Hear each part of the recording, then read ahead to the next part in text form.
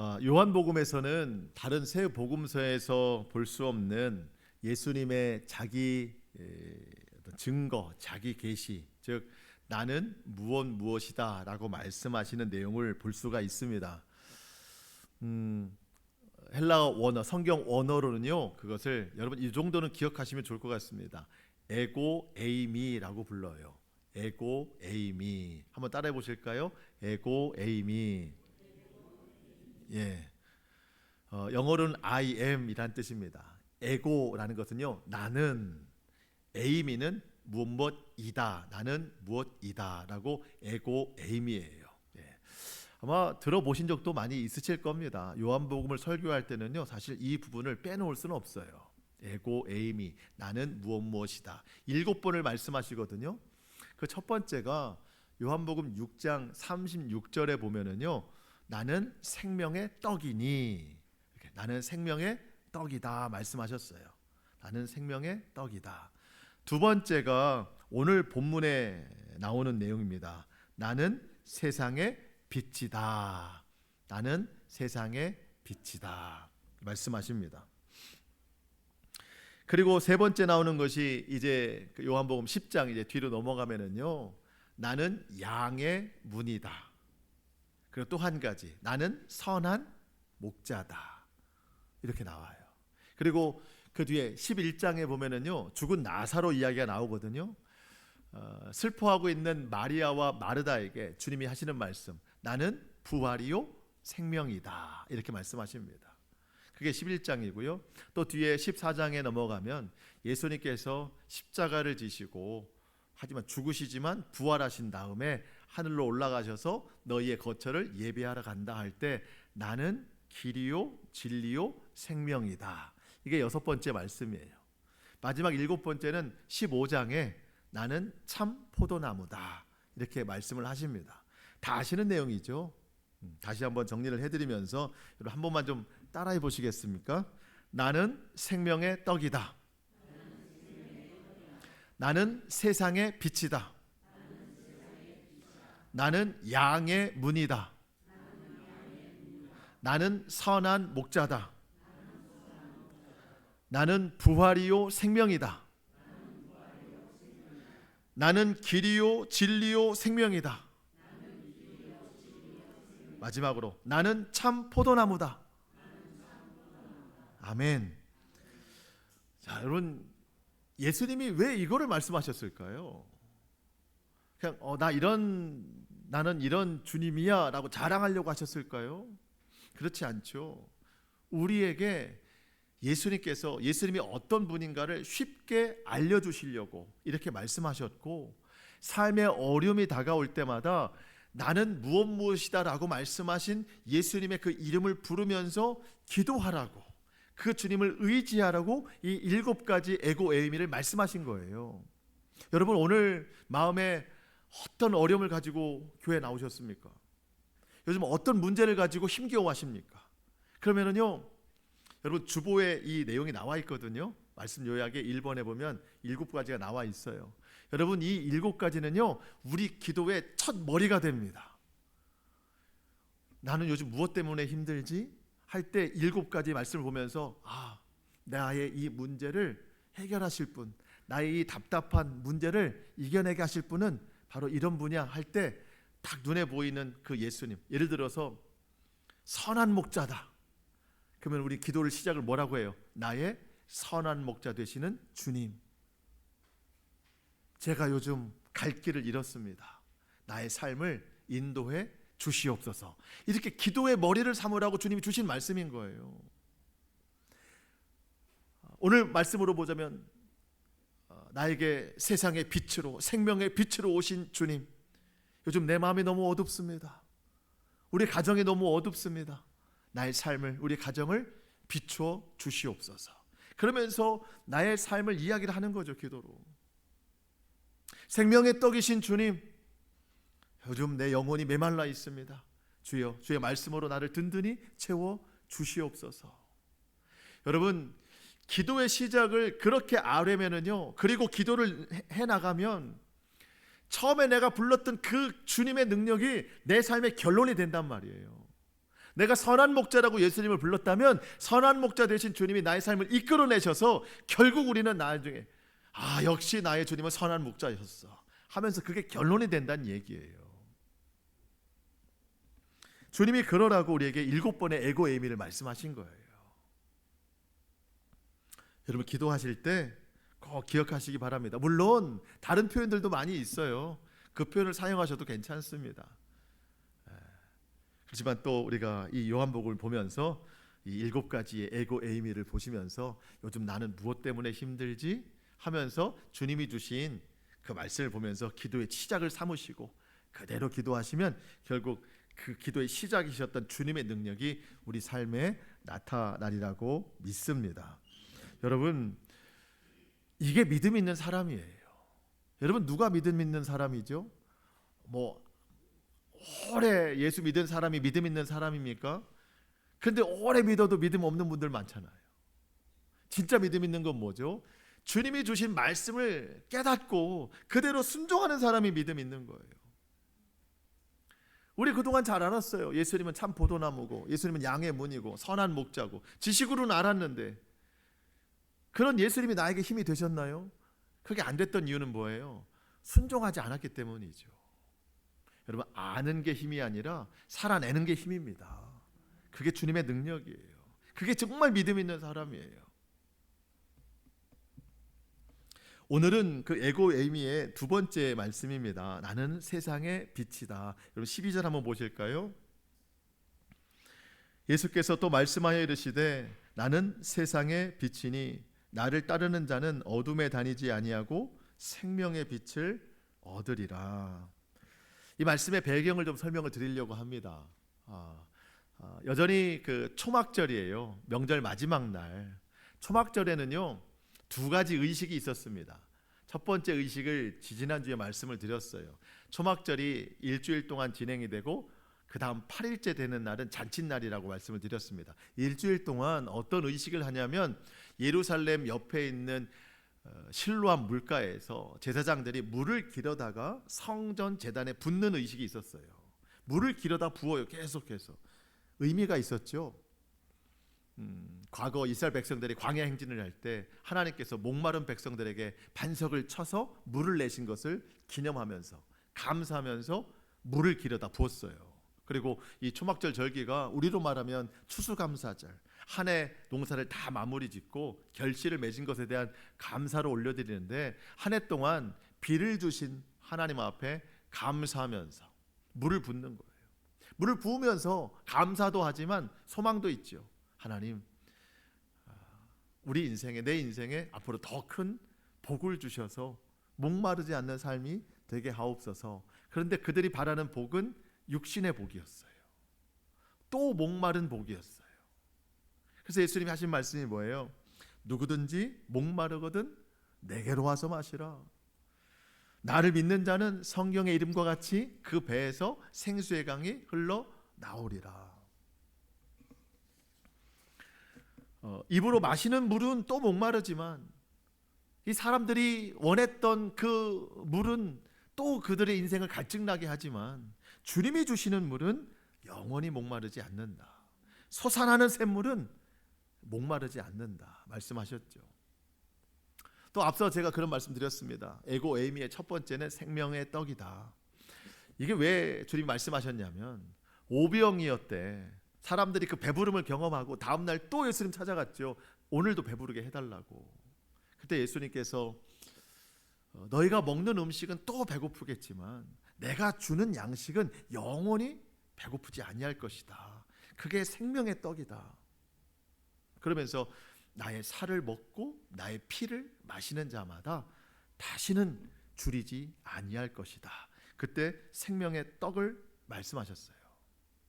여러분 예수님은요, 예수님 자신과 세상을 늘 비교하셨어요. 세상의 물은 다시 목마르지만 내가 주는 물은 목마르지 않다. 세상의 떡은 다시 배고프지만 내가 주는 떡은 다시 배고프지 않다. 오늘은 빛이에요, 빛. 세상의 빛은 또 어둠이 되지만 내가 주는 빛은 영원히 어둠에 다니지 않는다. 결론부터 말씀드릴까요? 여러분 오늘 마음이 좀 어두우세요? 삶이 어두우세요? 가정에 어둠이 있으세요? 여러분 그 어둠을 이 세상의 것으로는 해결할 수가 없어요. 오직 예수 그리스도만이 우리 마음의 어둠을 해결해 주시는 거예요. 가정과 직장과 삶의 어둠 오직 예수님만이 해결해 주신다는 거예요.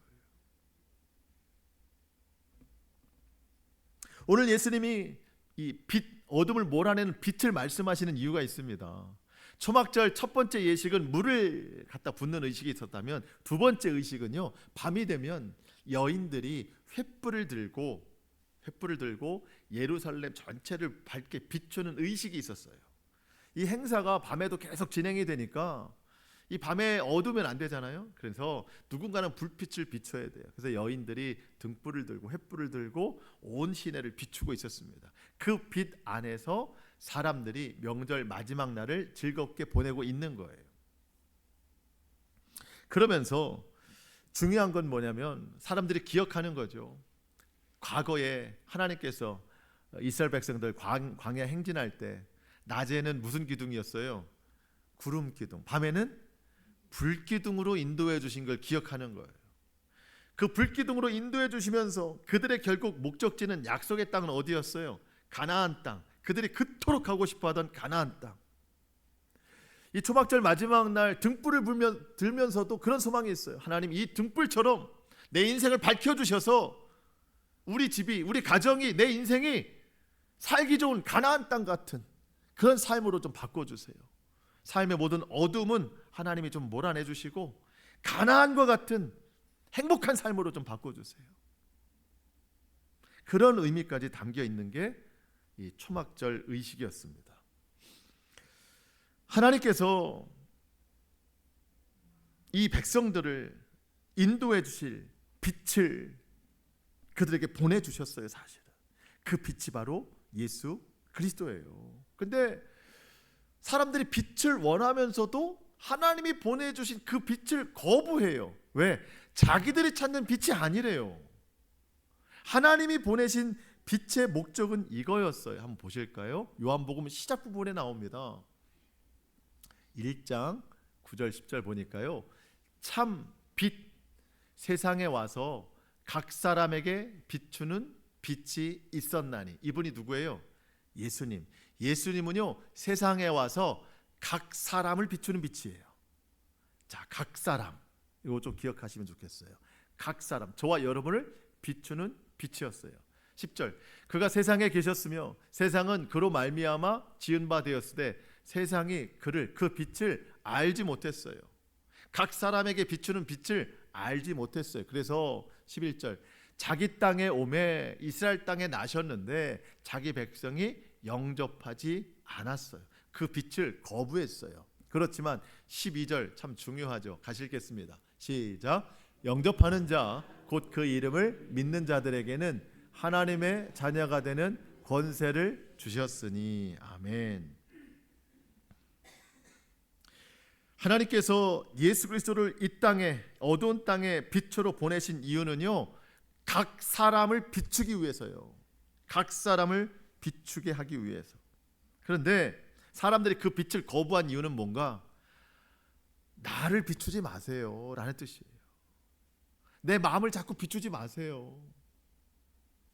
나는 좀 가둬놓고 살고 싶어요. 난 잘못된 게 없어요. 저 사람 좀 비춰주세요. 저 사람은 자기 잘못을 모르고 살아요. 저 흑암의 권세를 좀 비춰주세요. 저 사회를 좀 비춰주세요. 내 환경을 좀 비춰주세요. 내 문제를 좀 비춰주세요. 나는 문제 없어요. 나를 비추지 말고 내 상황과 환경들을 좀 비춰주세요. 그래서 내 삶이 저 살기 좋은 가나안 땅이 좀 되게 해주세요 라고 사람들이 원했던 거예요. 그렇지만 우리 하나님은 그런 상황이나 환경이나 다른 사람이 아니라 나를 비추시기 위해서 예수님을 보내주셨단 말이에요.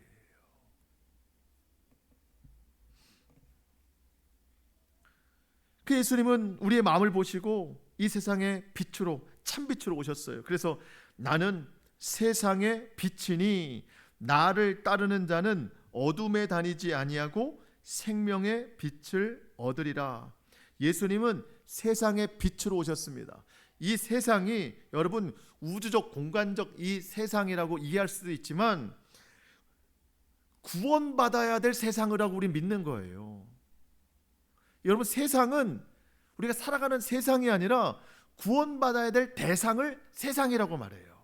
그렇다고 보면 이 세상은 바로 누구예요? 나인 거예요. 나. 자, 이렇게 한번 설명드려 볼게요. 하나님이 세상을 이처럼 사랑하사 독생자를 주셨으니, 여기서 말하는 세상은 누구예요? 나예요. 바꿔서 얘기해 볼까요? 하나님이 나를 이처럼 사랑하사 독생자 예수 그리스도를 보내셨으니 그를 믿는 자마다 멸망치 않고 영생을 얻게 하려 하십니다. 세상은 나예요. 주님이 말씀하십니다. 나는 세상의 빛이니. 결국 예수님은 나의 빛으로 오신 거예요. 생명을 얻게 하시려고. 여러분, 예수님이 세상에 오신 이유는요, 예수님이 나에게 오신 이유는 내가 어둠에 다니기 때문에, 이 세상이 어둠에 있기 때문에 그 어둠에서 건져내시려고 세상의 빛으로, 나에게 빛으로 오셨습니다. 근데 여러분, 어둠도요, 빛을 필요로 하는 어둠이 있고 빛을 거부하는 어둠이 있어요. 빛을 필요로 하는 어둠이 있고 빛을 거부하는 어둠이 있어요. 여러분, 예수 믿는 사람들은요, 사실은 다 빛에 거해야 되거든요. 근데 마음에 어둠이 있긴 있어요. 근데 어떤 어둠이에요? 빛을 필요로 하는 어둠이에요. 우리는 빛을 거부하는 어둠이 아니에요. 예수님을 거부하는 어둠이 아니에요. 예를 들어서 이런 표현을 좀 해볼까요? 밖에 들어왔는데 집이 깜깜해요. 아, 어두워, 불 좀 켜. 너무 어두워, 불을 좀 켜줘. 이거는 빛을 원하는 어둠이죠. 근데 어떤 사람은요, 아, 나 잘 거야, 불 좀 꺼. 잘 거야, 불 좀 꺼. 빛을 거부하는 어둠이에요. 물론 육신으로는 그렇게 할 수 있지만 영적으로 보면은요, 영이 완전히 잠든 사람들은요, 빛을 거부해요. 예수님을 거부해요. 말씀을 거부해요. 왜? 잠들어 있는 게 좋아요. 그게 편한 사람들이에요. 어둠이 편한 사람들이에요. 하지만 우리는 어둠 중에 있지만 어둠이 불편한 사람들이에요. 그래서 불을 좀 켜달라는 사람들이에요. 제발 그 예수 그리스도의 불빛을 켜달라는 사람들이에요. 이게 얼마나 다행인지 몰라요. 우리는 어둠에 있긴 하지만 여전히 육신이 그래도 빛을 필요로 하는 어둠에 있다는 거. 물론 이제는 우리가 완전히 빛으로 나가야 되겠죠. 하지만 그 과정 중에 있는 사람들입니다. 주님이 말씀하십니다. 나는 세상의 빛이니 나는 너희의 빛으로 왔으니 너희는 더 이상 나를 따르는 자는 어둠에 다니지 않을 것이다. 나를 따르는 자는 어둠에 다니지 아니할 것이다. 여러분, 사람에게 있어서 가장 큰 어둠이 뭘까요? 우리는 벌써 환경부터 생각해요. 상황부터 생각해요. 근데 여러분, 근본적인 가장 큰 어둠은 하나님을 알지 못하는 거예요. 하나님을 알지 못하는 거. 여러분, 환경이 아무리 좋고 상황이 아무리 좋아도요, 하나님을 알지 못하는 인생은요, 어둠에 잠겨 있는 인생이에요. 하나님이 태초에 천지를 창조하실 때 첫째 날 뭘 만드셨어요? 빛을 만드셨어요. 그 빛이 없는 사람들은 어둠에 있어요. 흑암에 있는 거예요. 하나님을 알지 못하는 사람들은요, 창조 전에 흑암 중에 있는 사람들이에요. 그 어둠에 있는 인생 가운데 하나님께서 밝은 빛, 세상의 빛으로 보내진 예수 그리스도, 그분을 만나면, 그분을 따르면 어둠에 잠겼던 인생이 밝은 눈을 뜨게 된다는 거예요. 예수님을 알게 된다는 겁니다. 하나님이 우리에게 그 어둠을 몰아내 주셨습니다. 그러니 얼마나 감사한 일인지 몰라요. 사람에게 있어서 두 번째 어둠이 뭔가요? 죄와 욕심에 매여 있는 삶입니다. 여러분, 죄에 매여 있으면 어두워요. 욕심에 매여 있으면 어두워요. 그런데 여러분, 어둠이 편해진 사람은 절대로 빛으로 나오려고 하지 않습니다.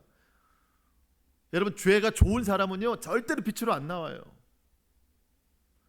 욕심이 가득한 사람은 절대로 빛 가운데 나오지 않습니다. 어둠에 다녀요. 근데 여러분, 아까 말씀드렸죠. 여러분, 죄 짓고 나면 마음이 너무 기뻐요? 아파요? 죄 막 짓고 나면 기뻐요? 마음이 아파요? 아프잖아요. 죄를 지을 때는 잠깐 좋을지도 몰라요. 근데 죄 짓고 나면 마음이 아파요. 잘못했어요. 또 왜 그래요? 빛이 필요한 어둠이기 때문이에요. 막 욕심 부렸어요. 욕심이 채워졌어요. 좋은 줄 알았어요. 아파요. 왜? 욕심 가운데, 어둠 가운데 거했던 거예요. 그래서 또 빛으로 나가고 싶은 거예요. 회개함으로, 돌이킴으로, 결단함으로. 참 이 빛이 필요한 어둠에 있다는 것도 정말 감사한 일입니다. 물론 우리가 계속 거기에만 머물러 있으면 안 되겠죠. 정말 빛으로 나가야 되겠죠. 하지만 그래도 빛을 필요로 한다는 것, 빛을 안다고 하는 것은요, 너무 감사한 일입니다. 죄와 욕심에 있는 우리를 꺼내시려고 주님이 빛으로 오셨어요. 또 사람에게 있어서 어둠이 뭘까요? 근심과 두려움에 사로잡힌 삶이죠. 뭐 저한테도 가끔 어떤 분들이 그러고, 우리 서로가 그런 안부처럼 물을 때가 있습니다. 얼굴이 좀 안 좋을 때, 우리 그럴 때 있잖아요. 그러면은 아니 왜 이렇게 오늘 얼굴이 어두워? 라고 말하잖아요. 왜 이렇게 얼굴이 어두워? 라고 말합니다. 어둠에 잠겨 있는 거죠. 그게 얼굴빛으로 표현이 되는 겁니다. 마음에 어둠이 있으면요, 얼굴이 어둡기 마련입니다. 근심과 염려 때문에 그렇습니다. 근데 여러분, 아까 말씀드렸죠. 우리 예수님께서 7가지 에고에이미를 왜 우리에게 주셨을까요? 그런 상황에 있을 때 그 예수님을 부르라는 거예요. 여러분, 마음이 어두울 때, 환경이 어두울 때, 가정이 어두울 때, 오늘 나에게 세상의 빛으로, 생명의 빛으로 오신 예수님, 내가 주님을 부릅니다. 내가 주님을 따르겠습니다. 나를 더 이상 어둠에 다니지 않게 하옵소서. 주의 약속을 믿습니다. 여러분, 그러라고 이거 알려주신 거예요. 여러분, 환경과 상황, 근심과 두려움이 강한 것 같지만 아무리 강해도 예수님보다 강하진 않아요. 예수의 이름이 모든 걸 이깁니다. 모든 어둠도 생명의 빛으로 다 떠나가게 돼 있어요. 여러분, 어둠이 제일 무서워하는 건 빛이에요. 근데 여러분, 세상의 빛은 어둠이 또 내려오면 또 무너지게 돼 있어요. 하지만 예수 그리스도의 빛은 절대 무너지지 않습니다. 나를 따르는 자는 어둠에 다니지 아니하고 생명의 빛을 얻으리라.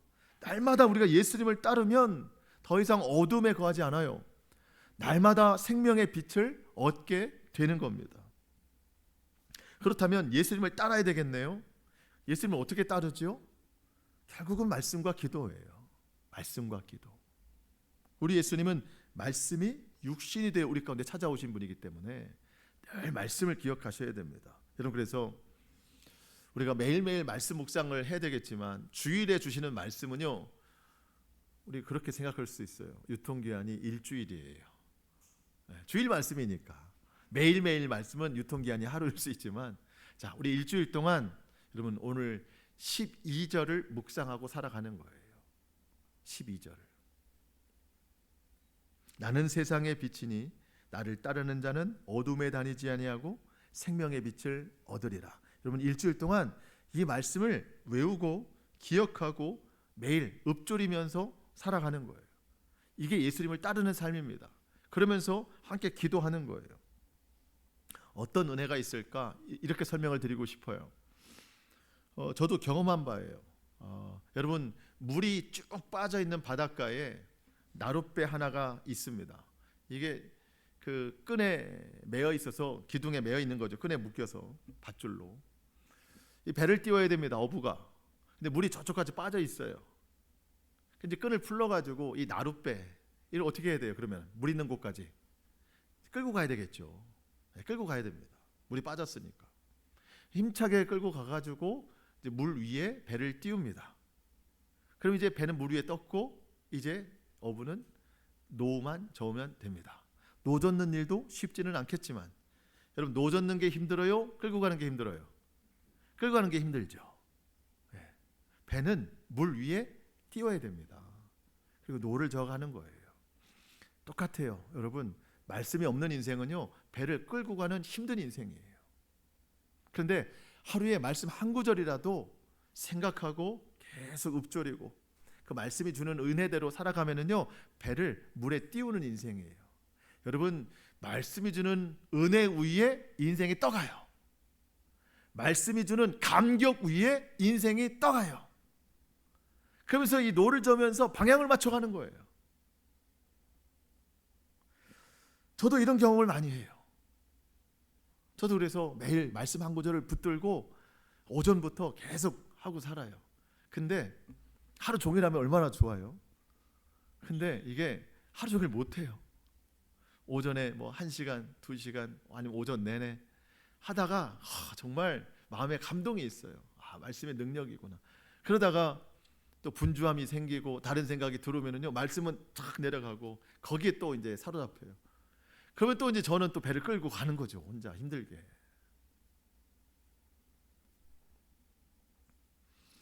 알면서도 쉽지는 않아요. 그렇기 때문에 저도 노력해야 되고 여러분들도 노력하셔야 되는 거예요. 한번 꼭 경험해 보세요. 말씀을 기억하고 입으로 읊조리면서 말씀이 주는 양식대로 살아가면은요, 은혜와 감격 위에 배를 띄우는 인생이 됩니다. 더 이상 어둠에 다니지 않아요. 어둠이 나를 묶어놓지 못해요.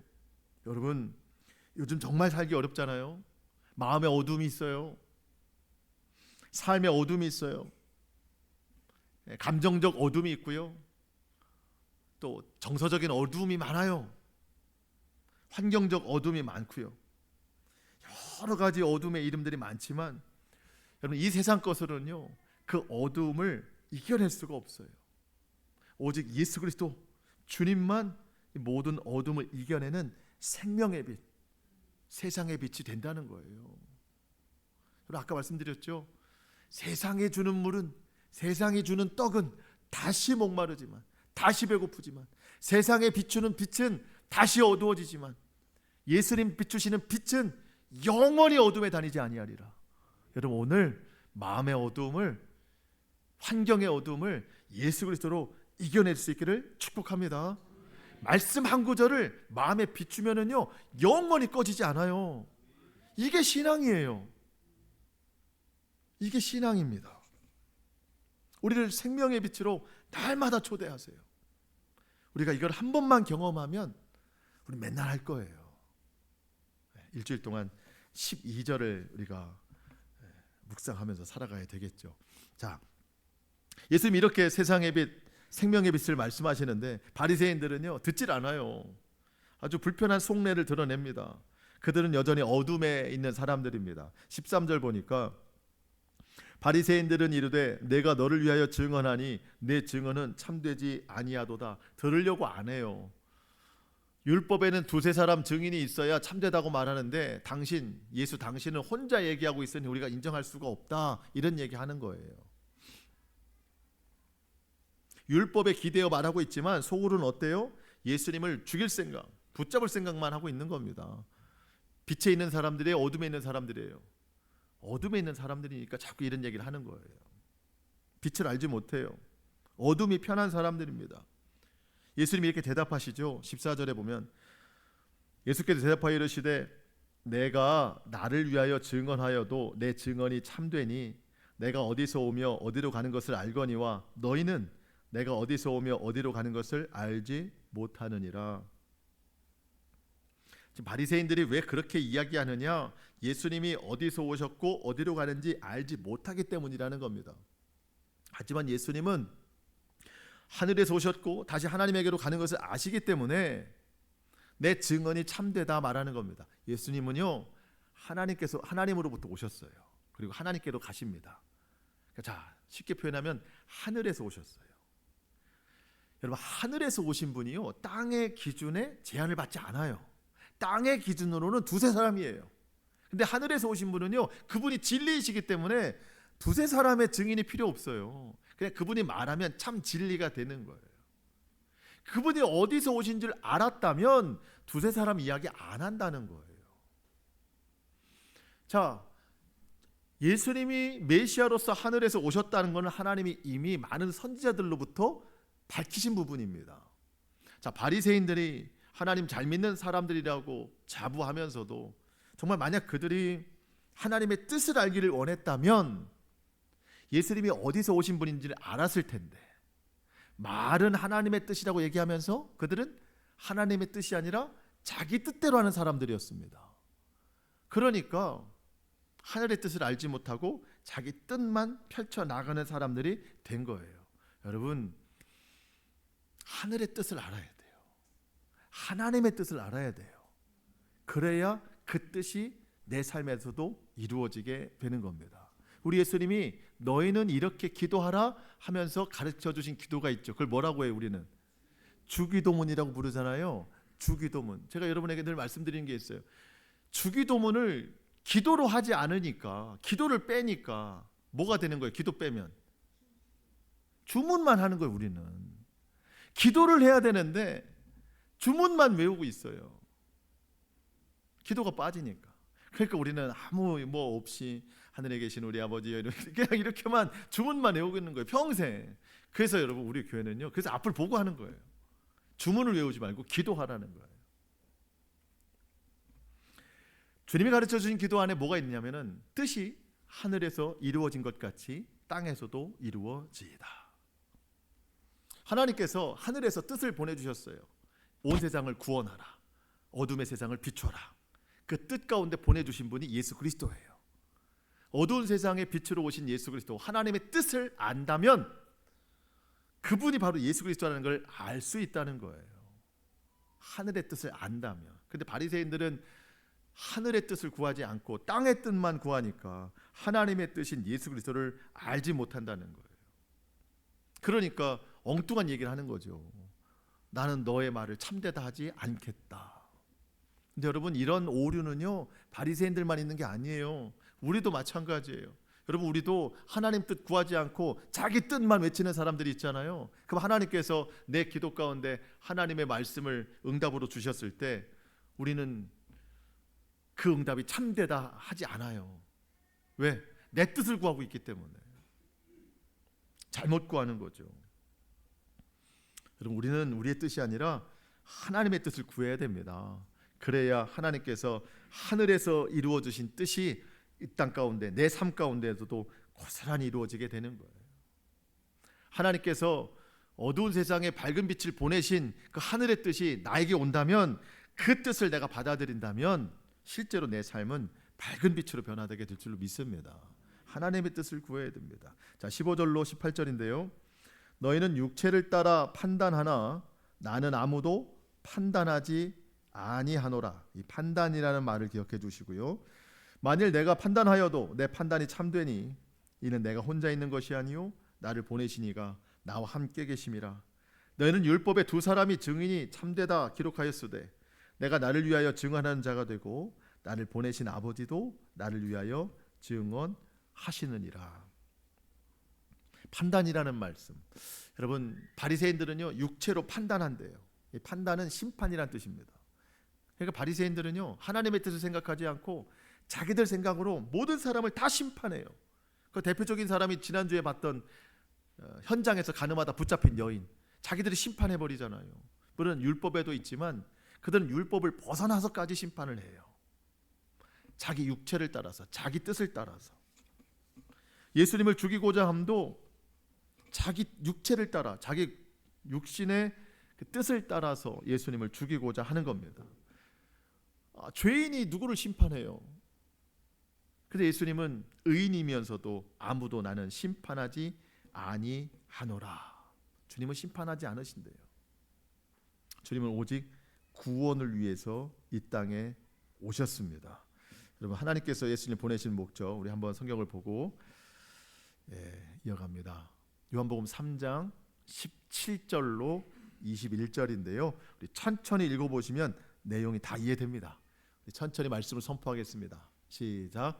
하나님이 그 아들을 세상에 보내신 것은 세상을 심판하려 하심이 아니요 그로 말미암아 세상이 구원을 받게 하려 하심이라. 그를 믿는 자는 심판을 받지 아니하는 것이요 믿지 아니하는 자는 하나님의 독생자의 이름을 믿지 아니함으로 벌써 심판을 받은 것이니라. 그 정죄는 이것이니 곧 빛이 세상에 왔으되 사람들이 자기 행위가 악함으로 빛보다 어둠을 더 사랑한 것이니라. 악을 행하는 자마다 빛을 미워하여 빛으로 오지 아니하나니 이는 그 행위가 드러날까 함이요 진리를 따르는 자는 빛으로 오나니 이는 그 행위가 하나님 안에서 행한 것임을 나타내려 함이라 하시니라. 아멘. 예수님은 일단 우리에게 심판하러 오신 게 아닙니다. 구원을 주시기 위해 오셨습니다. 그런데 그 예수님, 구원의 빛 예수님께 나아가지 않는 자들은 누군가? 악한 자들이에요. 예수를 믿지 않는 자들이에요. 그들이 왜 주님 앞에 나가기를 두려워하는가? 자기 행위가 다 드러날까 봐 그렇다는 거예요. 바리새인들이 자꾸 왜 예수님을 죽이려고 하죠? 겉으로는 잘하는 척하나 그 속은 온통 죽은 뼈가 있어요. 회칠한 무덤이에요. 자기 속내가 다 드러날까 봐 예수님을 죽이려고 하는 거예요. 각 사람에게 비추는 빛을 그들은 거부하는 거예요. 여러분, 예수님을 안 믿는 자들 누군가? 자기 속에 죄가 많은 사람들이에요. 우리도 물론 죄가 많죠. 그렇지만 우리는 빛을 필요로 하는 죄인들이에요. 하지만 이게 드러나기 싫은 사람들은요, 절대 예수 안 믿습니다. 여러분, 예수님을 거부한다. 우리 때론 그럴 때 있어요. 믿기를 거부한다. 그런 것은요, 내 속에 죄가 많은 거예요. 그럴수록 더욱더 주님 앞에 나가야 됩니다. 빛으로 비추셔서 내 죄가 주님 앞에 다 드러날 수 있도록, 주님 앞에 참 자유를 얻을 수 있도록 우리 말씀으로 빛을 비추면서 그 빛 가운데 순종하면서 나가야 됩니다. 예수님께서 마지막 이 말씀하시죠. 너희의 말이 그래 맞다. 두세 사람 증인이 필요한 건 맞다. 그래, 그럼 내가 너희 법대로 설득하자면 18절에 보니까 내가 나를 위하여 증언하는 자가 되고 나를 보내신 아버지도 나를 위하여 증언하시니라. 그래, 그럼 두세 사람 증인이 필요하다면 나도 내 증인이고 내 아버지도 나의 증인이다. 내 아버지는 하나님이시다. 그랬더니 바리새인들이 뭐라고 물어요? 19절에 그러면 내 아버지는 어디 있느냐? 요셉을 찾아요 지금.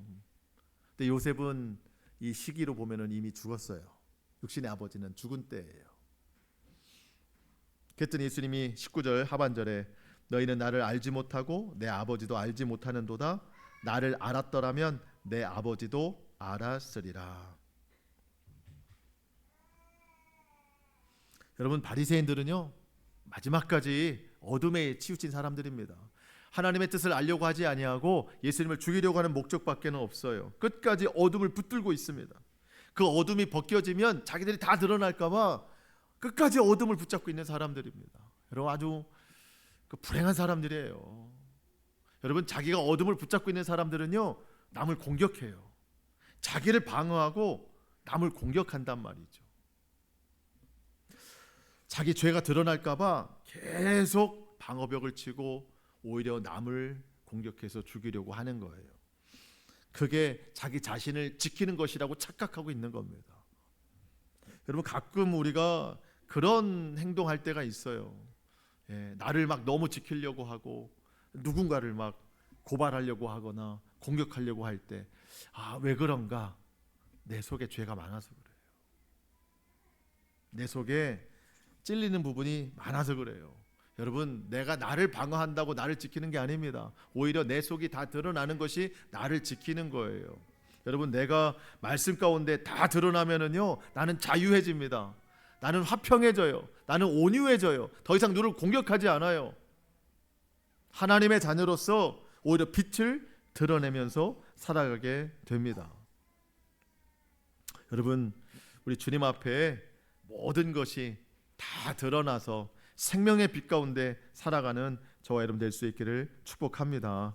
여러분, 이번 한 주간 동안 그래서 우리 꼭 이 말씀 기억하고 살아가는 겁니다. 나는 세상의 빛이니 나를 따르는 자는 어둠에 다니지 아니하고 생명의 빛을 얻으리라. 이 말씀 기억하시고 묵상하시면서 또 순종하시면서 이 말씀의 실제와 능력을 누리며 살아가는 저와 여러분 될 수 있기를 주님의 이름으로 축복합니다. 아멘. 기도하시겠습니다.